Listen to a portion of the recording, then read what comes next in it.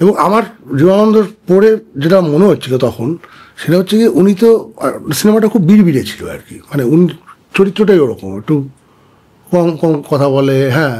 মাঝে মাঝে খুব কিন্তু আমার মনোলগস, হ্যাঁ কিন্তু আমার মনে হচ্ছে ওর যেন ভেতরে বিস্ফোরণ হচ্ছে কথাগুলোর, ওই কথাগুলো যেন একটা বিশাল একটা মানে রেঞ্জ আছে সেটার। তো আমি সেইটা করতে গিয়েই আমার ওই গানগুলো করা হলো, এবং ওইটার আমি একটা ছক পেয়ে গেছি, মানে যেটা হয়েছিল তোর সাথে কথা তুই বলছিলি যেরকম গানের একটা সুর পাঁচালির মতো, আমার যেন একটাই সুর, মানে 2-3টে ভেরিয়েশন আছে ম্যাক্সিমাম, কিন্তু সেগুলো খুব কাছাকাছি।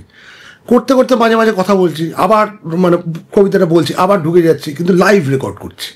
অনেক সময়। তো ওইটা করার একটা দারুণ, মানে ওটা আমাকে অ্যাকচুয়ালি খুলে দিয়েছিল, মানে এই পোয়েট্রির পুরো দ্বারটা, মানে যেটা দিয়ে আমরা গানে, এবং উইচ ইজ আমার মনে হয় এখন লোকে খুব বেশি মানে এত বেশি সাউন্ড এবং অন্যান্য জিনিস নিয়ে ফিনিকি হয়ে গেছে, they don't talk about poetry a lot.